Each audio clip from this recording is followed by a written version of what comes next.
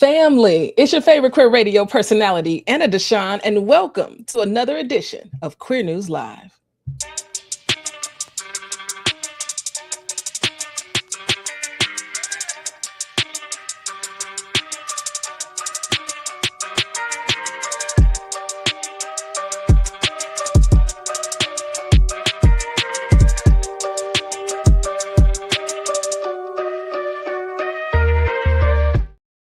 That's right, family. You already know we are back with another edition of Queer News Live. I am your favorite queer radio personality, Anna DeShawn.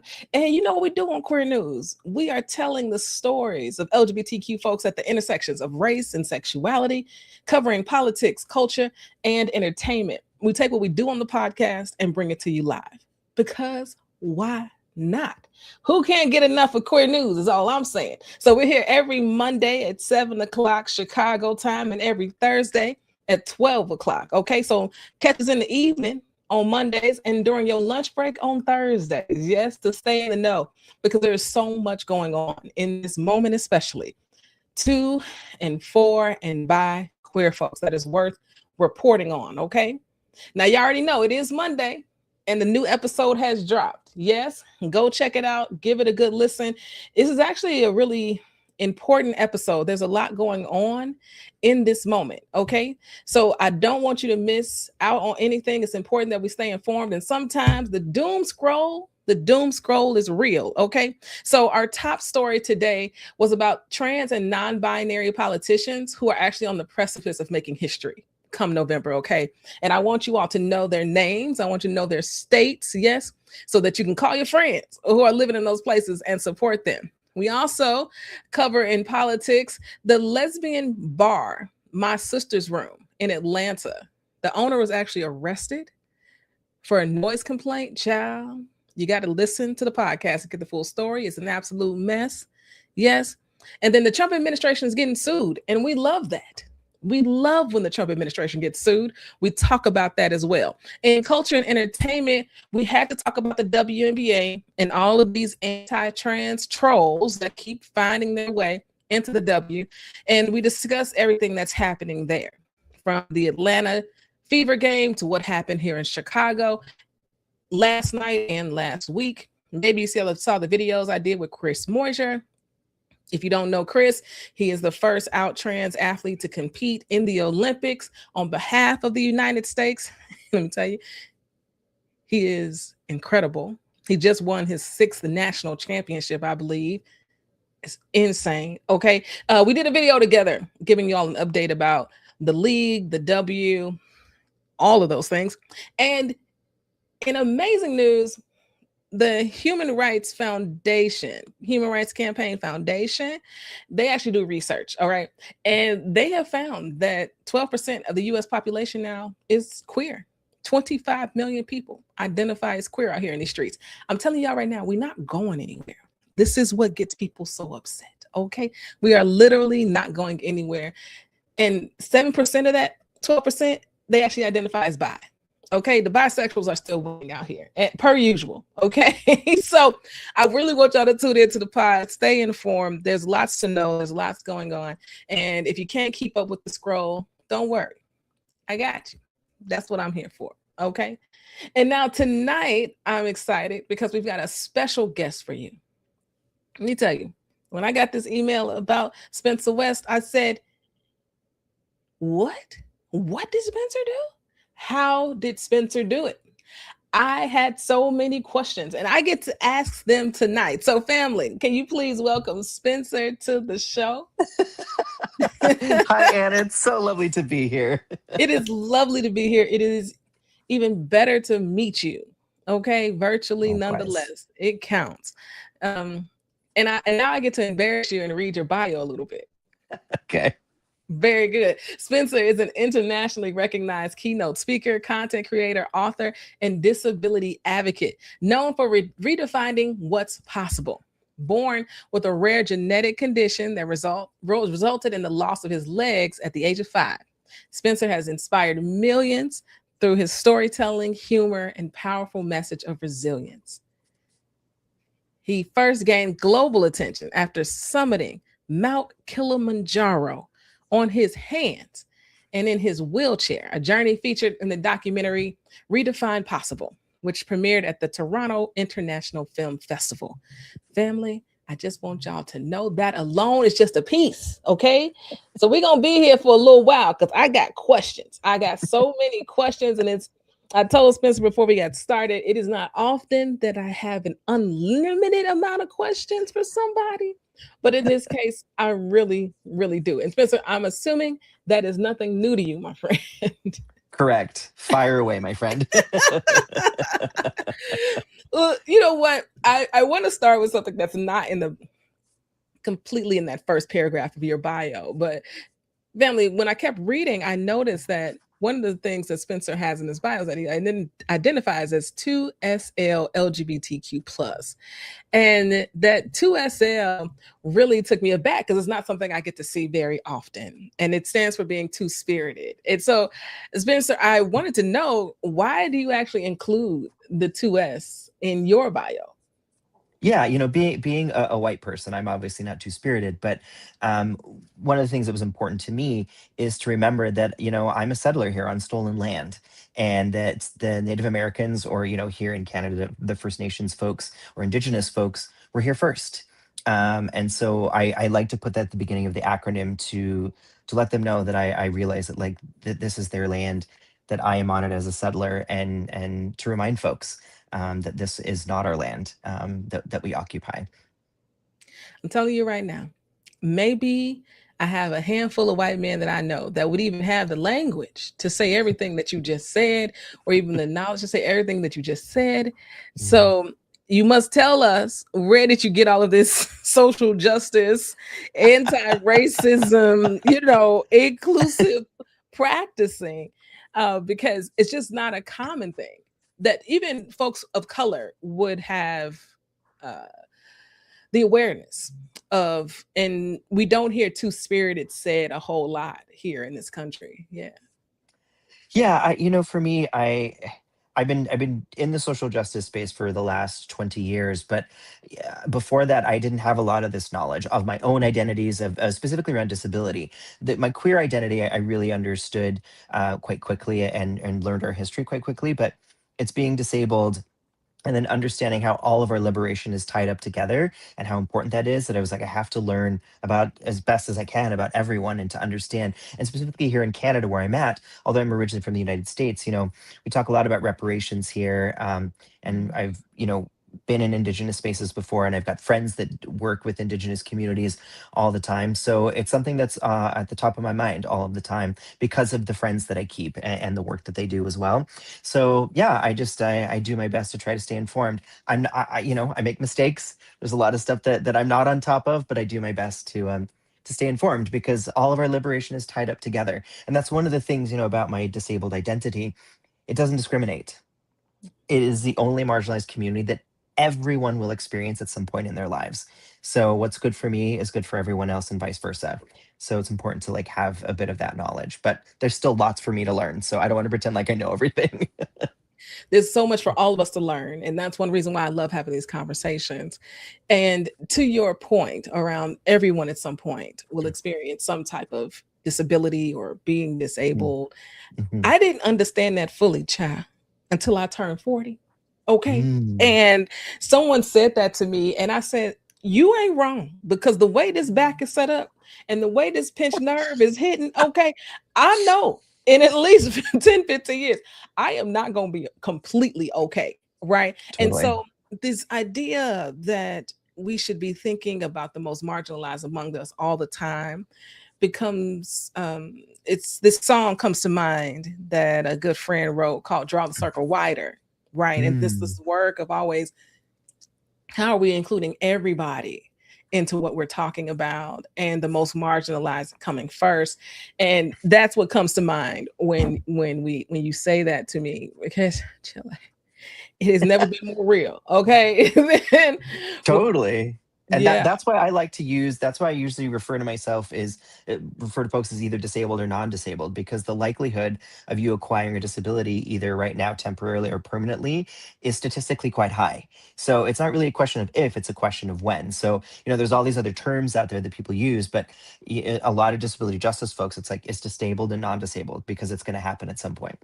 it is. Somebody gonna break a leg, break an arm, sprain a Totally. wrist. We'll need a wheelchair. We'll need a cane. Hmm. At some Hmm. point, you're gonna need something, and you're Yeah, gonna wish that sidewalk was accessible. You're gonna wish, that's right. that elevator wasn't in the back of a restaurant. Hmm. You're gonna wish that Totally. people followed some That's right. laws that were put in place, to make life easier for those who Correct. are disabled. Yeah, Hmm. 100%. And you, let me tell you something. Your TikTok and your Instagram are like, their videos are so good. It's something you could just scroll on and watch, be entertained and be informed all at the same time. You have built a following of over 4 million people on TikTok with your videos. What has it been? I mean, your profile literally says like gay disabled content creator. How did we get here? It's been so. Yeah, yeah. I mean, it didn't. It seems like I feel like lots of folks on online. It seems like it happened overnight, but for me, it definitely didn't. I moved from the United States to Canada to work for a non for profit here because I was tired of corporate America and was really upset with where my life had gone. And so I moved to Canada to work for this non for profit, and I worked for them for about 12 years as an ambassador and a speaker. And I started doing social media around that time because I would do like an hour keynote, and then afterwards people would say like, "We want more of you. Like, how do we find more of you?" And I was just around the time that like Instagram had started. Like, that's how old I am. Like, Instagram didn't exist yet. And so Instagram started, and so then around 2016, I really wanted to start getting more into social media and being able to share a bit of my life and my adventures. Um, and so I worked for like 10 years hard on social media, and it's tough. It's tough to like get in there. But then on my 40th birthday, just like a few days afterwards, I had a video take off on TikTok, and then a few days later had another one that took off that, gosh, I think the last time I looked, it's got like 266 million views or something absurd. Um, and and that's when I started to build the following, and I thought, okay, this is what I've been waiting for. Now I've got stuff to say. I've got stuff to say about being queer and disabled and what that experience is like. And I want to educate folks all the things that I'm learning in real time about myself and about my community and about disability justice and queer justice and all of those things. So once I had the eyeballs there, then I was like, cool. Now let me tell you some things and let me teach you some things with a little bit of fun and humor at the same time. So that's sort of how it came to be. It was, over the course of, 12 to 15 years that it finally like accumulated to this point. I think 12 to 15 years is actually the definition of overnight success. I, I think it's actually the definition of overnight, Perfect. from Thank where I you. sit. And your videos though are very vulnerable. I mean, you are so honest about your childhood, right? The disease that led to you not having legs, right? Hmm. Hmm. Um, there was one video where you're sitting on your partner's lap and then you move off, right? And Yeah. you're telling the whole story. You have to tell me, where do you come up with these ideas? Is it just like, oh, we're going to do this today? I mean, it's a mix of things. My business partner and one of my best friends, he helps me with content ideation, and I found for me humor can be so disarming, which is important for me because I look so different. I'm a wheelchair user, and obviously you can't see here because I'm sitting and where the camera is. But yeah, I don't have any legs, and I'm a wheelchair user, and I when I come into a space, that's jarring for people. And so I have found that if I'm able to make people laugh, then they can relax a little, and then I can tell them like the things that I want them to know. So we try to come up with funny and silly ways, and plus I just love to laugh, and I'm like, let's like use this, you know what I mean? If and Yeah. So for me, like doing that video where it looks like I have legs and then standing up and my partner, I'm basically sitting in my partner's lap, we just thought would be a funny like reveal of who he is and how we met. So yeah, it's a little bit of to disarm and then to get people's attention. So then hopefully they'll stick around and listen to what I have to say. It works. Okay. You and your business partner keep ideating, okay? Because it definitely worked for me. And I don't always look at people's comments on their videos, but I wanted to Yes. look at your comments because I wanted to see Mm, what people were saying. And mhm, one of the people was like, "Thank you for answering all of my improper questions without me having to ask." And mm, I thought that that was one of the most honest comments I've probably ever seen on mm, a video, mhm. because there is still so much ignorance. And I mean ignorance with like the most basic definition of just lack of information and awareness Mhm. around people with disabilities. And yours in particular of not having any legs, and so there's so many questions that swirl around when people see you. And I just thought Totally. that that was such an honest reply to your video, and Mm. I think it spoke to a lot of other people as well. Yeah, that's kind of the hope, right? Is to help people understand. And there's this weird thing that when you're disabled, that like people feel like they're owed like your entire story, and they're owed the opportunity to ask you really inappropriate questions about your body. Like the amount of times people want to know about my anatomy or about my medical history, and I'm like, you would never ask this of a non-disabled person. It's just not something you would do. And so this is the thing that I try to teach. I've answered a lot of the questions hundreds of times, and people are still going to ask them regardless. But I want people to understand, and it's the same with trans people or queer people or people of color. Like we don't we don't have to be your educator all of the time. That's right. And for me in particular, it's like you don't need my medical history to understand my experience. The question you should be asking me is not what happened to my legs or about my physical anatomy. The question you should be asking me is how are you finding the access in this space? That's how you get to know me.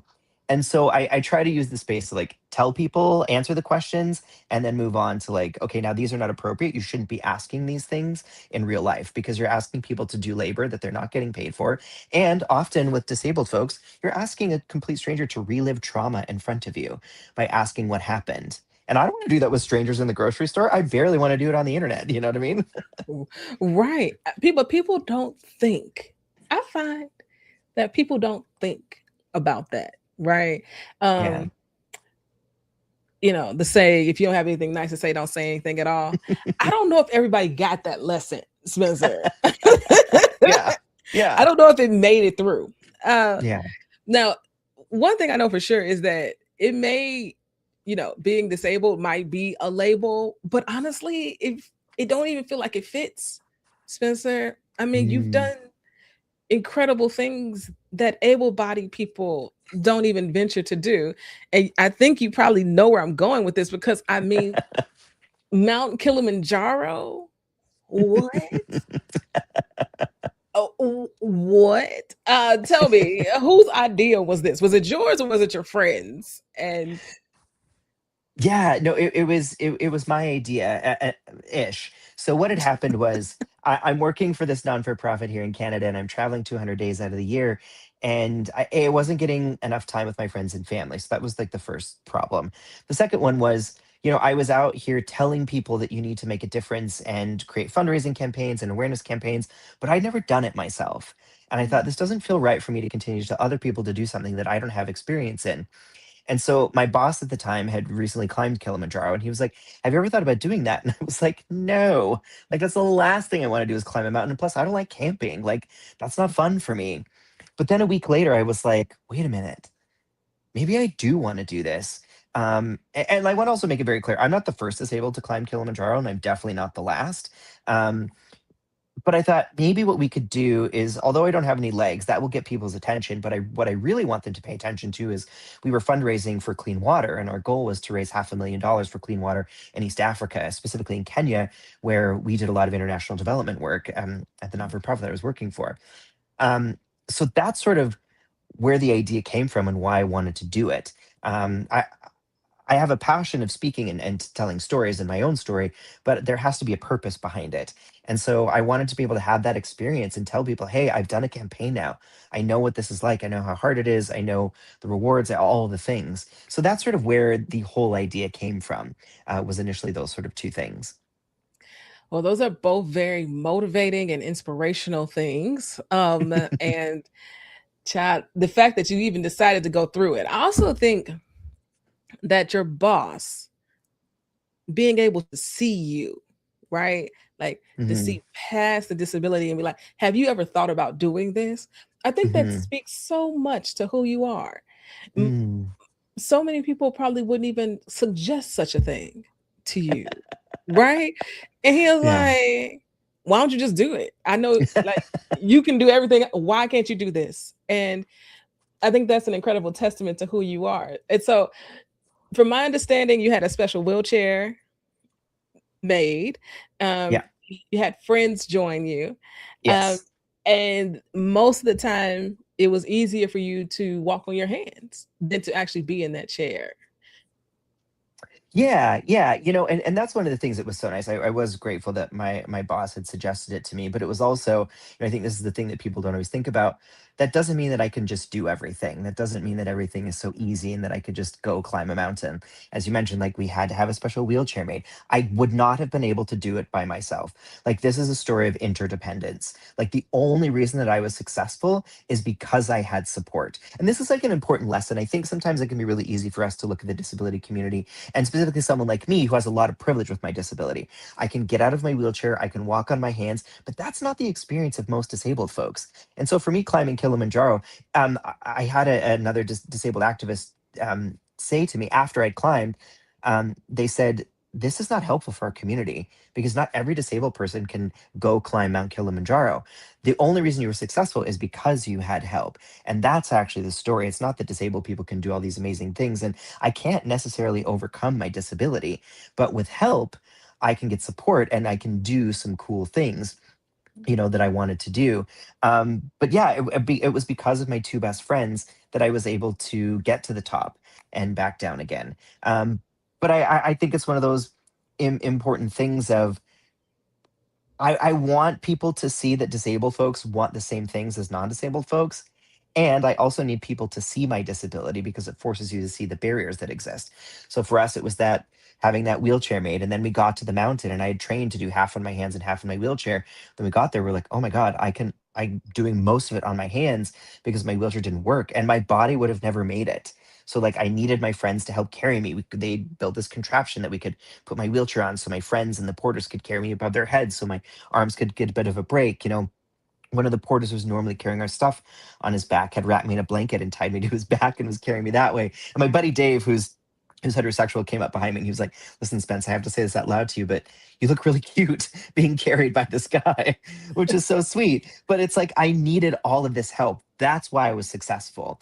And I'm not able to overcome my disability, but with support, I was able to achieve this specific goal. But I want to make that very clear that like not all disabled people can do that. And most disabled people can't overcome their disability. In fact, the thing that keeps us disabled is not necessarily our bodies, it's the barriers that exist in society that stop us from fully participating. And so we need that support in order to continue to live full, in as independent lives as possible.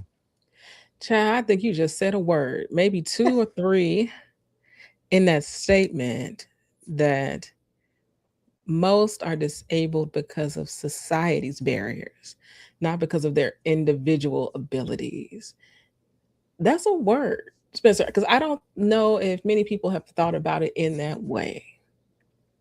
Yeah, maybe if I can simplify it just a tad, for folks that are, learning about this for the first time. When we think of disability, there's like two models or two schools of thought. The first is like the medical model, which is my body is broken, it needs to be fixed. And Mhm. with a lot of legislation in the United States, that's important because then it gets people resources that they need. But it's not a great representation of us because most disabled folks, and I would say in the disability justice space, prefer the social model that says, my body is not the thing that disables me. Sure, I don't have any legs, but I have a wheelchair that allows me to get around as best as possible. What disables me is the barriers that exist, the ramps that don't exist, the elevators that don't exist, the bathrooms that aren't accessible. That's what disables my experience. Um, and so I think that's like a really big invitation for all folks, specifically non disabled folks, to be allies and to start understanding how they could contribute to helping remove some of those barriers. Some really easy ways are, the next time you're in a building and you have the ability to use an escalator or the stairs, don't use the elevator. Leave it for someone that actually needs it. Or the next time you're in a public bathroom and there's an accessible stall, if you don't need it, don't use it. and leave that open because I only have one option. I don't even have a choice. I have one option when I go into a public bathroom. Um, so I think these are all things that's important for us to know. But this idea that like the social model is my body is not broken.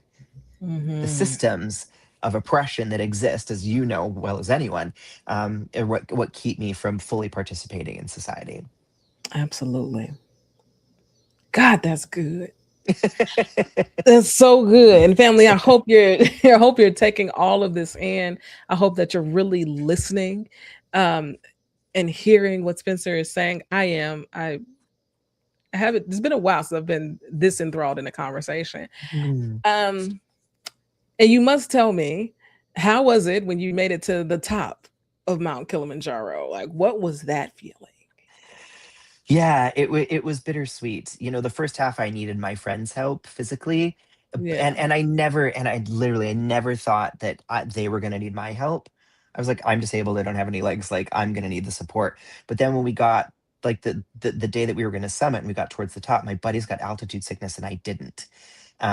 We joke it's because standing on my hands I'm so short, but like that's science would not support that. And they physically needed my help. They were so sick, they were throwing up.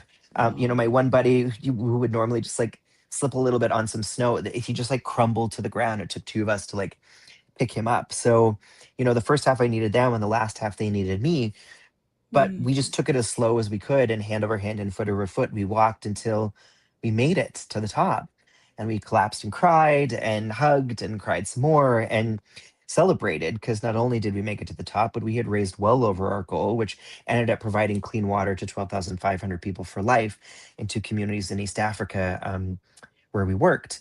So it was this beautiful moment. And you know, it's at the top of Kilimanjaro is just under 20,000 feet. It's the largest mountain in Africa. And when you get to the top, you're so high up that you can see the curvature of the earth. You can Mm. literally see how round the earth is. So it was just this beautiful moment and also bittersweet because we took a photo, my buddies threw up, we took another photo, and then they went back down the mountain. Isn't that sort of the story of life? Totally. It is totally an analogy for life. We have these dreams, these aspirations, right, that we set for ourselves. We Hmm. achieve them. And in those moments, I have found them not to be as epic as we thought that they would be, that Hmm. we expect this feeling that just somehow actually does not exist when we actually hit that moment. Now, and so it feels like that is actually an analogy for life in so many Totally. ways. It's so many Totally. ways. Oh my goodness. So, and then how long did it take you to get up there? Yeah, it was about 8.5 days. So it's seven to the top and then a day and a half back down. Now, some folks do it in a smaller amount of time, but we took a different route that helped us acclimate to the altitude a bit easier, and because we wanted the best success rate as possible. I don't know this statistic now, but I think at the time only about 50% of the people actually make it to the top. I think that number has changed now. Um, but there, you know, there was a high chance that we wouldn't make it. So we wanted to give ourselves the best chance. And I think people don't realize either, including myself, until we set out to do this. Like getting to the top is only halfway. Then you have to go all the way back down again. It's not like you can just like hop on a slider in a helicopter and off you go. It's like you have to walk back down. Facts, which is another Yeah, part that I think that is a perfect analogy of life. But we don't have to go totally. there in this moment. Um, one thing that you also do is write. You write Mhm. your story. And I you do. most recently dropped a new book called Breaking Free: Stop Following Expectations and Start Following Yourself. Mhm. And you dive into shedding society's rules to live authentically. And so I mean, I'd love to know why you decided to pen this one. Yeah, you know, I wrote my first book, and it was for a youth audience, and it was just my story, of sort of how it came to be. So sort of like a biography. And then this Hmm. book in particular, you know, that book that I wrote, I'd done up until just before I climbed Kilimanjaro. And the organization that I was working for, although they were comfortable with me being queer inside the organization because of conservative donors and certain religious affiliations, I wasn't allowed to talk about being queer publicly. Mm. Um, and that was a real challenge. When I wrote my first book, I wanted to include my coming out story, and I was told by my bosses that my disability is big enough. Um, Whew. so I faced a lot of homophobia. We don't have enough time to get into it, but eventually, myself and other queer people and allies within the organization were able to push against that, and I was finally able to tell my coming out story. And we celebrated Pride the last few years that I worked there, which was really awesome. But that's beside the point. So what I wanted to do with this book Spencer, you is, got to come back. I mean, we just went from your disability is big enough to celebrating Pride on the way out. I Okay, know, I come on. know. So this book in particular, I wanted to be able to tell my coming out story. But one of the things that I get nervous about being on social media, being a content creator, is that people look at you and you're like, oh my gosh, your life looks amazing, and we don't have enough time or enough attention to, myself included, to get into, like, you have missed 30 years of really difficult things and really challenging things that I've experienced. And so I wanted to write this book to give people a real example of what that journey has been like, and not just to tell my story, but to help others. Like, the moment we come to the world, where expectations are thrust upon us, how we should be, how we should show up, what success is, who we should marry, what we should do with our lives, all of those things. And just leaned into those because that's what I thought I was supposed to do. I was the kid that did everything that I was told to do, and Mm. nothing worked out for me. And so this book is all the things that I did to let go of those expectations and live my most authentic life, chase the dreams that I wanted, not dreams that someone else wanted. And so, although it's my story, at the end of every chapter, I've included questions and activities and exercises for people to start to break free in their own lives, whether that's, getting out of a job they don't want to be in, or not being in a relationship and wanting to move on from that, or wanting to move to a different city, or just like wanting a bit more joy in their life. So Mm. I didn't want it to just be about me. I wanted it to be accessible to folks, for folks to be able to do it in their own lives as well. So that's sort of why I wanted to write it. I wanted to give people the full picture of my story, how I got here, but more specifically, then how they could take the information from that and apply that to their own lives in some way. Yeah, because it seems like to me, Spencer, when you show up in a place, change begins to happen. You Mm, begin to create a shift. And I think that is really, really beautiful. It's not everybody's calling to do such a thing.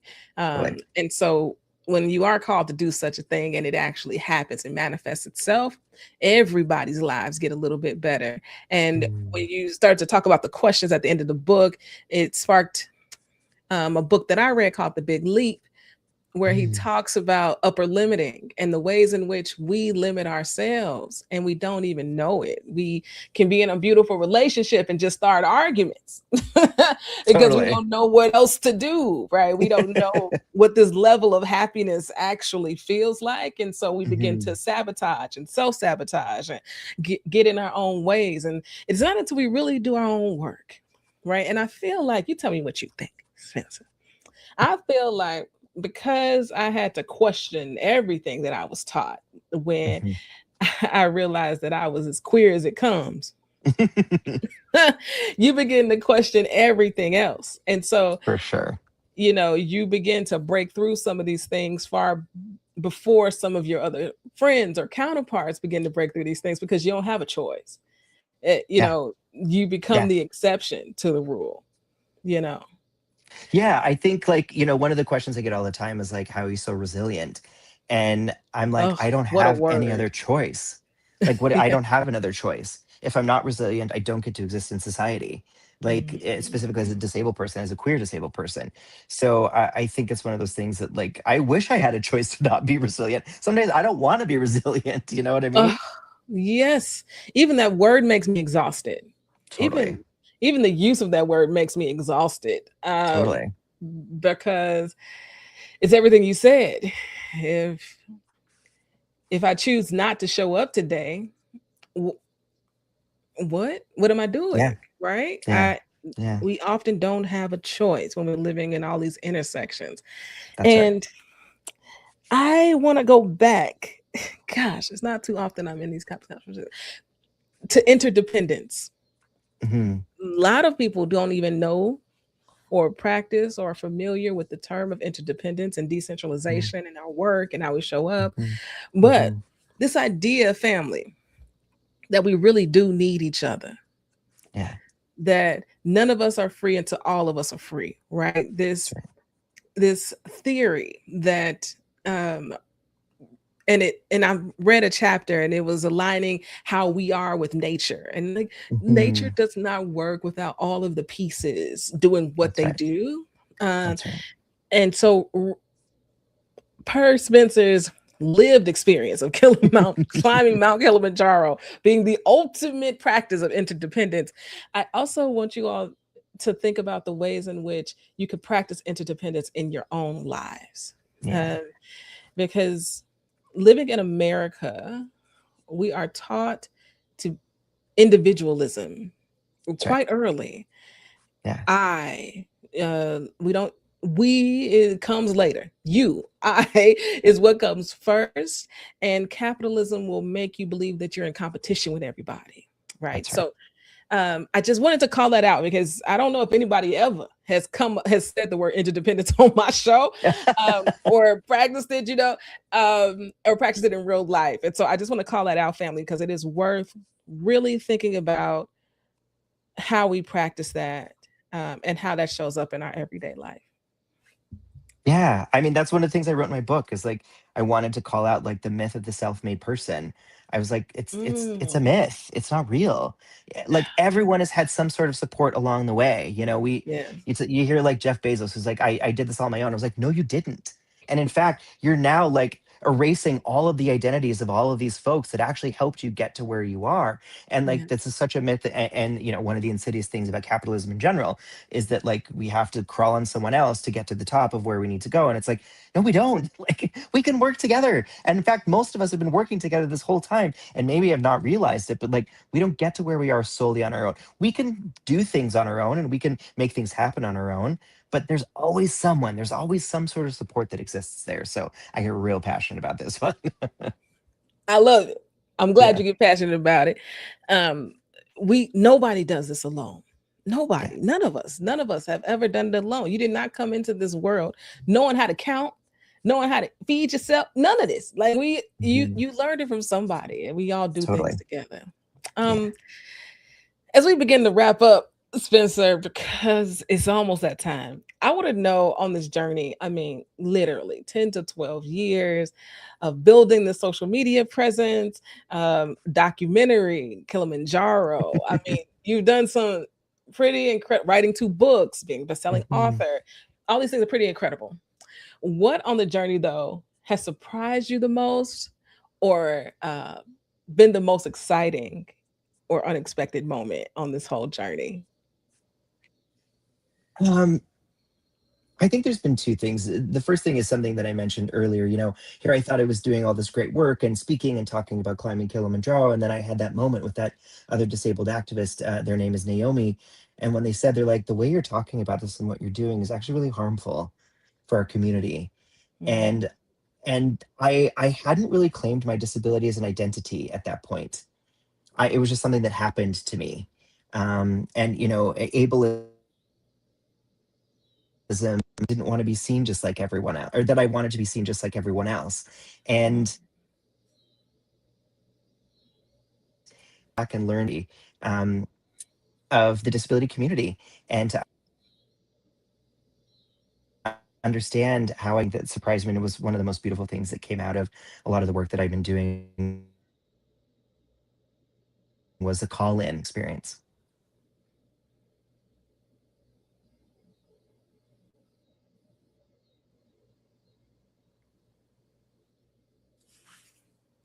Okay. I think the internet was trying to keep us apart, Spencer, but I think you're back. Oh shoot.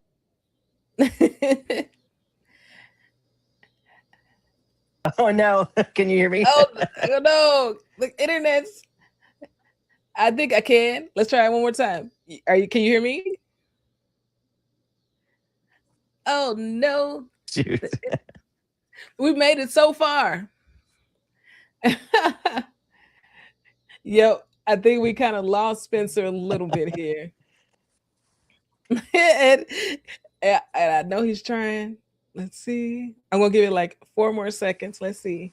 One, two, three, four. Yeah. We lost Spencer to the internet. But here's what I know. Spencer's work is incredibly important. Okay. And what he's doing and how he's doing it and how he's showing up in the world.